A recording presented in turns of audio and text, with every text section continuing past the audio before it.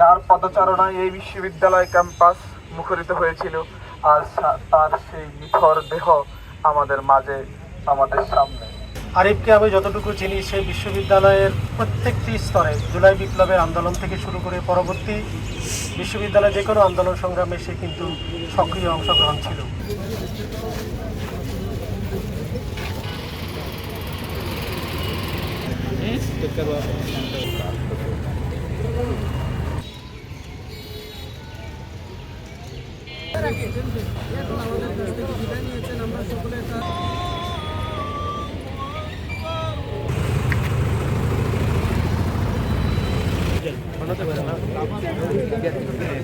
একটি সম্ভাবনার ফুল কিভাবে ঝরে যায় আমাদের মাঝখান থেকে, সেই বিষয়টা যখনই ভাবি তখনই বেশি ওঠে আরিফের সেই কষ্ট।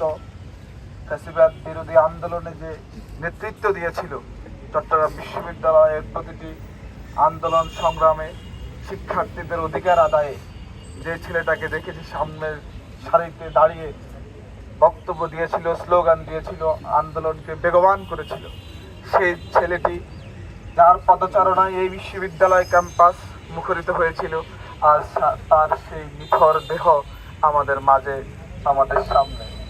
আসলে এর চেয়ে কষ্ট, এর চেয়ে ভার আমাদের জীবনে আর কিছু হতে পারে না। যতটুকু তাকে দেখেছি, খুব কাছ থেকে দেখার সৌভাগ্য আমার হয়েছে। ওর সাথে দায়িত্বপ্রাপ্ত হওয়ার পর থেকে আমি দেখেছি এতটা বিনয়ী, এতটা ভদ্র একটা ছেলে হতে পারে, লোকাল ছেলে, তবুও তার মাঝে এত এত নিষ্ঠা, এত ন্যায় নীতির পরায়ণ ছেলে। চট্টগ্রাম বিশ্ববিদ্যালয় নিঃসন্দেহে আজকে এখানে প্রশাসনের সম্মানিত বিসি স্যার, প্রভিসি স্যার সহ বিভিন্ন সংগঠনের নেতৃবৃন্দ উপস্থিত আছেন। আপনারা দেখেছেন আরিফের মতো এরকম নম্র ভদ্র একটা ছেলে রাজনীতি থেকে অনেক বড় ক্ষতি হয়ে গেছে, রাজনীতির ছাত্র রাজনীতির অনেক বড় ক্ষতি হয়ে গেছে। সম্ভাবনাময় নেতৃত্ব ছিল আরিফ।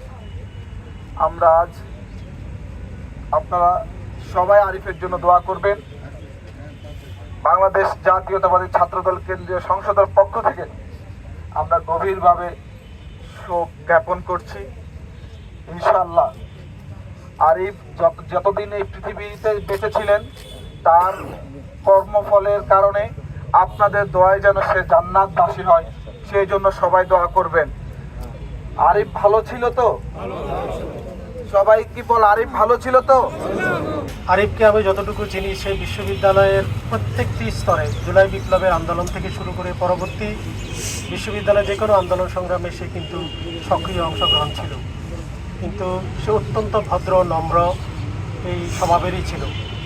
সে কখনো কারোর সাথে অন্যায়মূলক কোনো আচরণ করেছে, অন্যায়মূলক কোনো তদবির বা কোনো কিছু করেছে আমরা প্রশাসনের পক্ষ থেকে আমরা সেরকম দেখি।